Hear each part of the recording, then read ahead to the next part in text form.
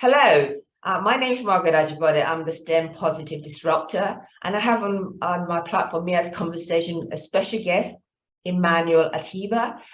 He's a mechanical engineer that works within the renewable energy environment, and he's going to tell us more about himself. He calls himself an inquisitive energy engineer. So I'd love to hear more about how that pans out, but also it's going to talk about in general the things that he sees they would like to see. And look, because he's a role model and we want to showcase the diverse roles. So the reason why we set up this platform is we want to educate, we want to raise awareness, we want to change people's perception and demystify what STEM is all about. That's science, technology, engineering, and mathematics. It's about bringing the public into our domain. It's about showing the diverse roles. It's about showing how STEM is impacting our world in a positive way. I mean, of course, there are questions about some of the issues that we have, but there are lots of good, impactful ways that STEM is impacting our world.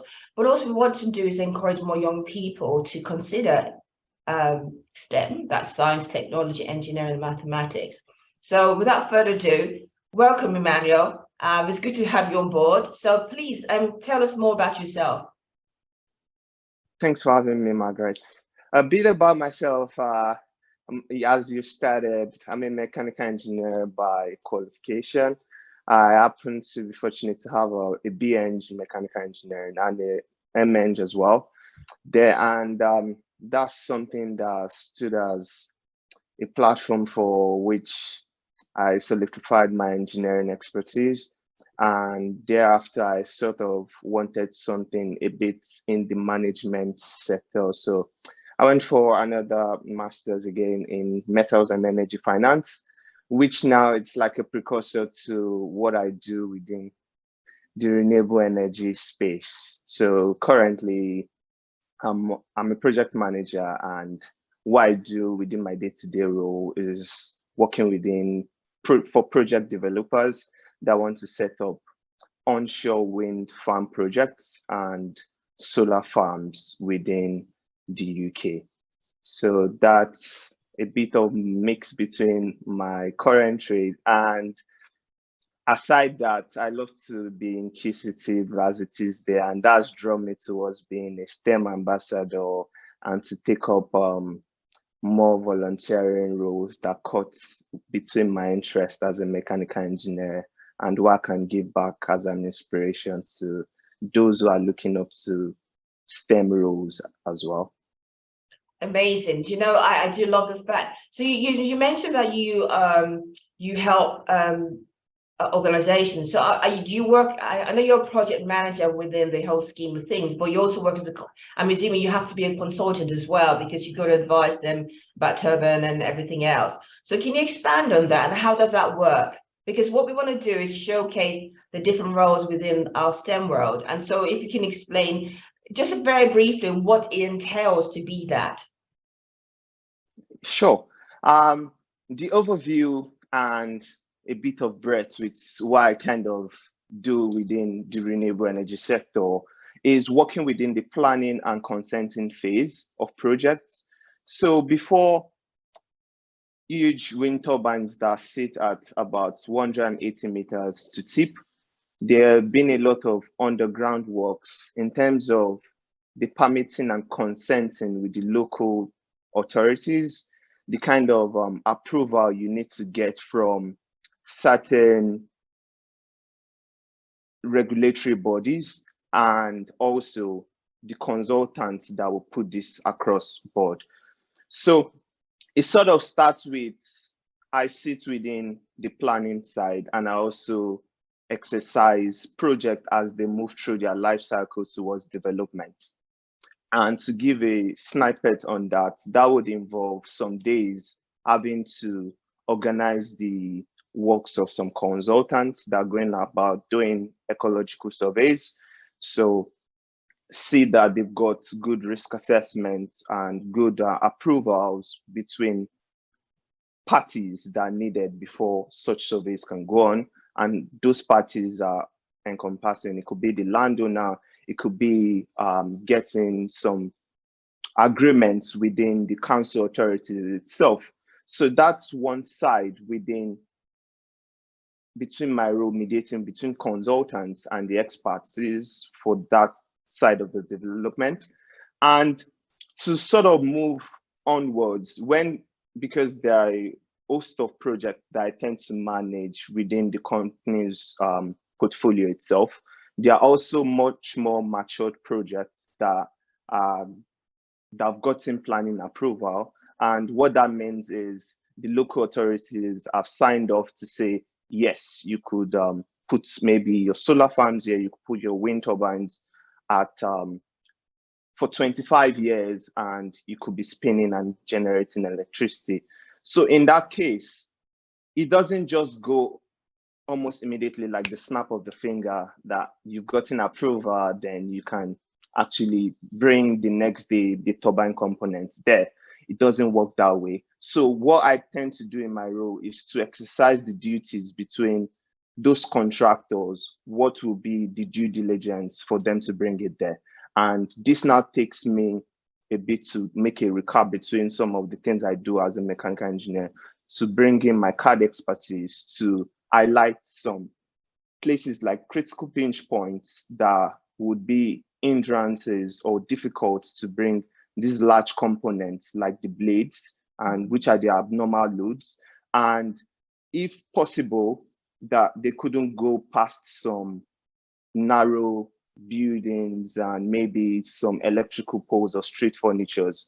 Therefore, we might be thinking, okay, we think together across board that what could be the potential solutions. And it might be as simple as falling back to trigonometry and saying it might be a blade lifter that will be the solution this time around. And what that means is, rather than the blade coming at its flattest position, you try to tilt it maybe at 60 degrees and therefore cut back on some length in which the blade could make its turn and maneuver to get across some difficult bends and tight areas. So this is just one end of the technical desktop aspect that I manage. There's also some entities itself that involve whenever I sign off those budgets with the consultants. I also try to do a bit of forecast. This then sits within the financial side, because I started mentioning that I wanted to get a bit of interest outside engineering and at the same time understand the management of projects. So those due diligence then means you then have to understand what's most cost effective for developing those projects itself. So the fact that you've actually brought in a blade lifter, for example, it might mean that you don't have to carry out some road or civil construction works or modification in that case. Then it's a matter of having to find the mix and balance between what's what's better to go with as an option. It could be that, for example, you could upgrade your field and actually take those turbine components across those fields. That could be what's actually cheaper in the long run, rather than you just going with maybe what's good for the engineers. Yeah. So this is a bit of things and mix I go through in my day-to-day role. There are different subsets. Sometimes it might be that I fold my hands away from engineering and happen to just listen to what an aviation consultant is saying with regards to the mitigation of radars from where our turbine class is actually impeding on maybe the MOD radiations and signals. So there's a whole kind of balance between what I do, and it's more about the particular aspect that fits more with engineering and management that I love, I would say. Do you know, I love, you know, what you're showcasing as well is that you're a mechanical engineer, but you're very skilled. I mean, your degree, because you've got 2 masters, you know, and you've got a first degree. Actually, by the way, I'm a mechanical engineer as well. I started off with that. Oh. So we have synergy there. But the thing is also, you showcase that you don't just have to be technical. You talked about the management side of things as well. the project manager understanding the life cycle, being able to advise on the best solution, but also using your technical skills as well. And I think this is so important because sometimes young people, or people in general, may think, I've got to be just this. But what you're showing is that there's variation. We are problem solvers, and you are a good example of that. So first of all, I applaud I celebrate you, what you've achieved. I celebrate I can hear the passion and the things that you like to do. And what you're saying as well, you're looking into your interests. You want to, in a way, magnify that and combine it with your technical skills. And I think that's so important because when you think about it, we as engineers we're not just engineers, we have to have other skills as well, and that's the soft skills, and that's what you talked about. And I think that's very important. As a project manager, you're dealing with different types of people as well, from different skill sets, and multidisciplinary, and that showcases that we as engineers have to be not just technical, but have other skills. Like communication is very important, because you talked about having to listen to what people say and provide a solution or better solution. It may not look great, it may look expensive initially, but the long-term impact is the return on investment is beneficial long term. So I do love what you do. I do love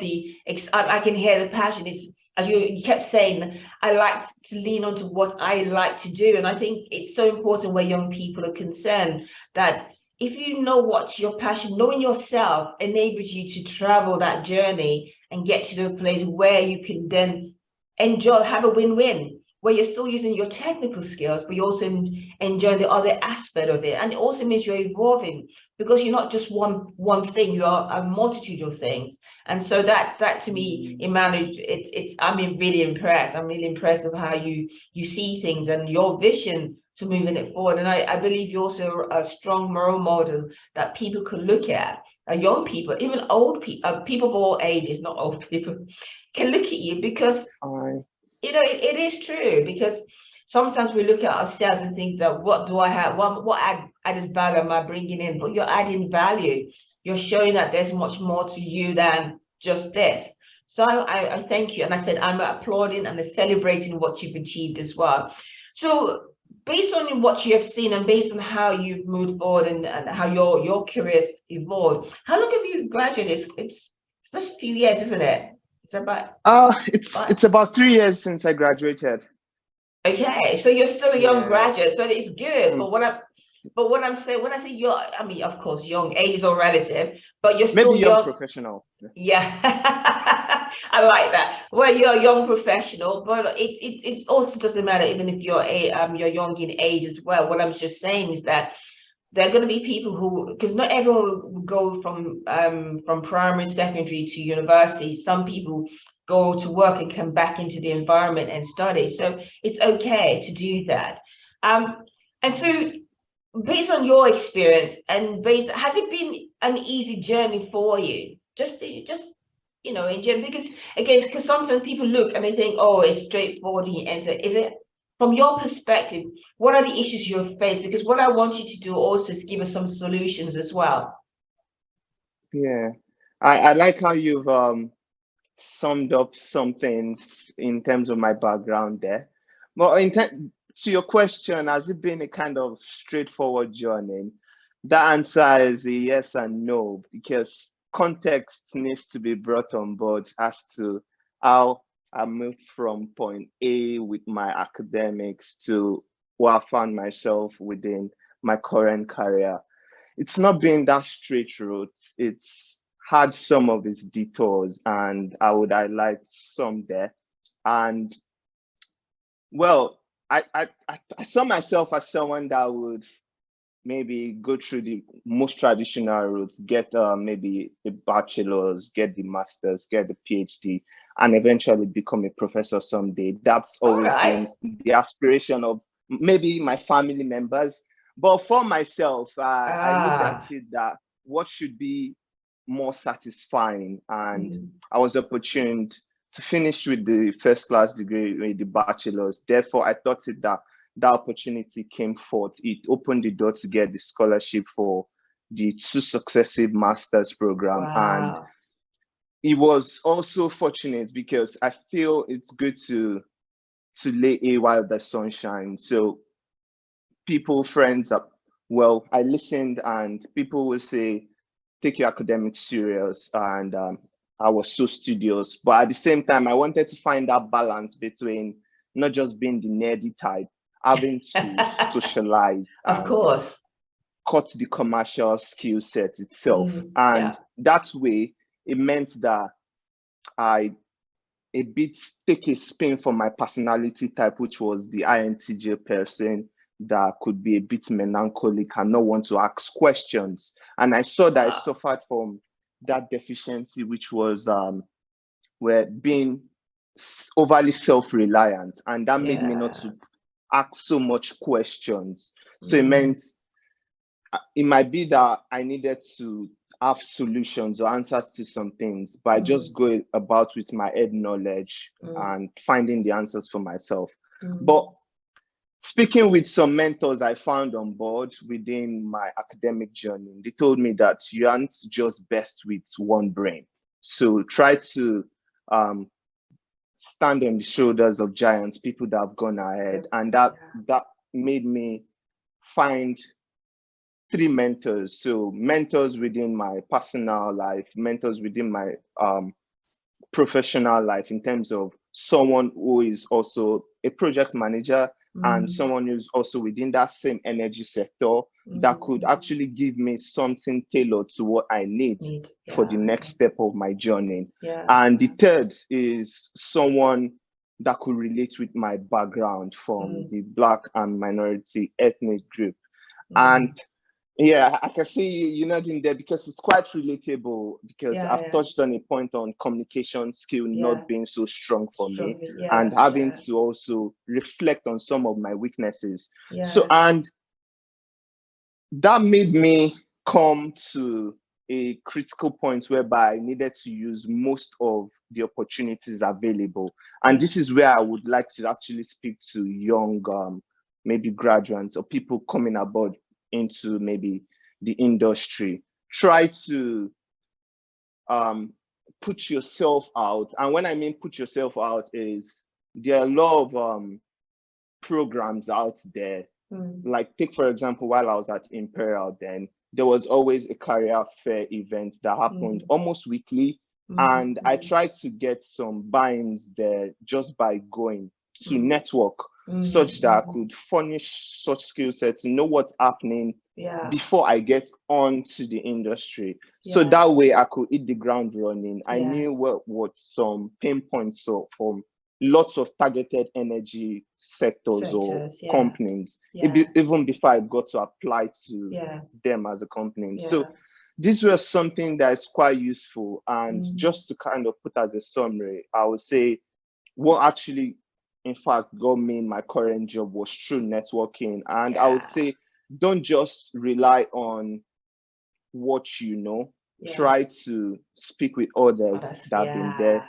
And that didn't just make well, in reality, that made it look like I had a smooth sail after graduation. I found a job. But in theory, I had to work on myself just to get there.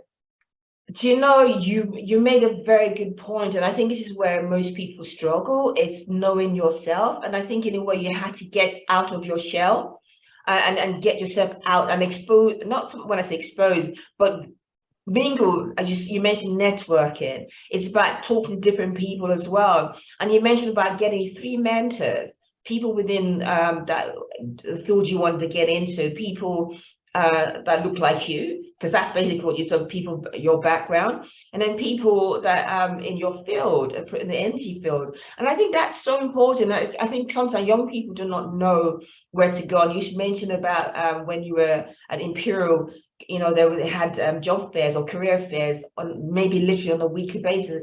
And in a way, you had to force yourself out there, because you mentioned you were an introvert, and communication was one of those things where you struggled. But the thing is, you found people who could help you and bring out the best out of you. And that's so wonderful. Excuse me. So I seriously, I do admire, you know, you're so real. Then lots of people just tell you all the good things, but you're so real. And I think that's so important. Be real to yourself. And I think understanding knowing yourself makes a difference, because when you know yourself, then where the gap areas are, you can find ways to fill this gap, because other people may have those benefits or pluses that you're looking for to make you more whole and help you to build into that person that you want to be. And I love that, because you talked about knowing yourself, connecting with mentors, putting yourself out there. And that is so important for young people, for people from different diverse backgrounds. People, you talk about being an introvert. There are lots of people who are introvert. People who are shy or not as confident going out there because they've just finished their degree or whatever qualification they have, and they don't even know how to move themselves around or navigate the world of their field. So there's a struggle there. But you made some good points, and I think this is. I'm excited about people listening to you, because you are so practical, but you're also very honest as well. And I think we need that, especially a guy, because sometimes a guy feels I have to say all the right words, but you're just being truth.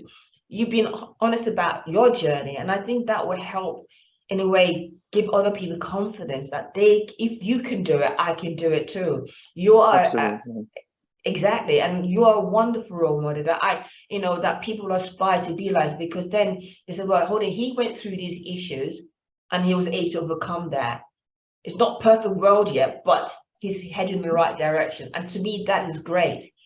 And I'm just listening to you, and I want to talk more. But what if there's one thing that you think that could make a difference? Because your journey, you talked about family, the pressure of family wanted you to be a professor, family wanted you to be this person. I hope they wouldn't be disappointed. I could still become a professor. So well, hey, that's okay, as long as you enjoy your journey, go to it and then you come back to it. But the thing is, there are going to be lots of people, and then lots of people, especially people from minority background, that their parents expect them to be a certain thing. But I think it's also understanding yourself and knowing what will make you happy. You can't make your family happy the rest of your life. You have to make you happy, and then I think everything else will fall into place down the line, if that's the journey you want to get to. And I think that to me is so important, because there's pressure, not just from yourself, pressure from other people, especially people that you want to please and you want to do the best by them. And that to me is so just to finalize, because we can talk, but I just want, because you're such a practical, down-to-earth person. I do love, very chilled out. I just love it. What would you say to any young person coming on board they should think about or do? Or you can have more than one. I'm just trying to make it easy. I would say they should come the way they are. Well, I will try to expatiate on that. Okay. There was a time I worked with a boss, and I said, Emmanuel, why are you having to pivot to change to this particular skill sets, and maybe like just to please or say a yes person to every of the needs of someone on the team?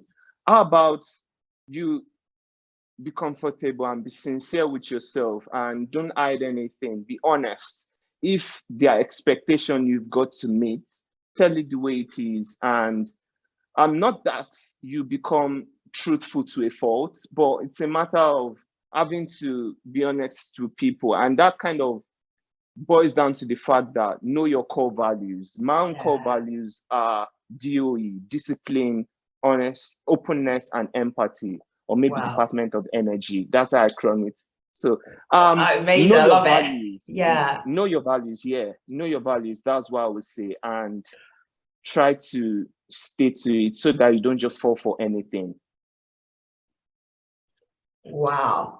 I am impressed. I do love your acronym. I do love, you have to, this is so, and I love your boss. Whoever told you, be honest, be true to yourself, helped you a lot, because that's the only way you can be who you are. And because the pressure of life of trying to be, as you said, be the yes So man much to everybody. pressure. It's so much pressure. And you need to be true to yourself in order for you to really be that person you want to be, because you can be a yes man for the rest of your life and be so unhappy. But when you can find your value and know your core value, changes all that.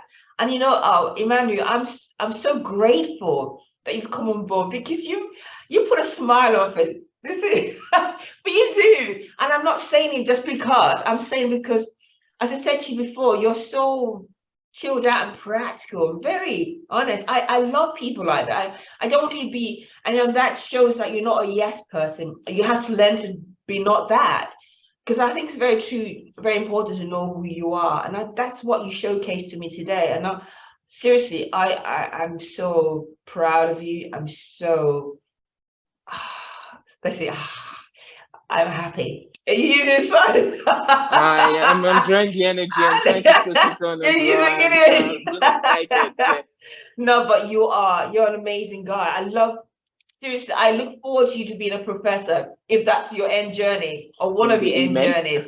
I look forward to, because I think we need people of integrity. You're a man of integrity. We need people like you who are true to themselves, and that will project out, and people see that and want to be part of your life as well. So thank you. And I think your parents must have done that, because they have given you those core values that make you who you are. You had to find yourself eventually, but they had a lot to do with getting you to this place too. So thank you so much.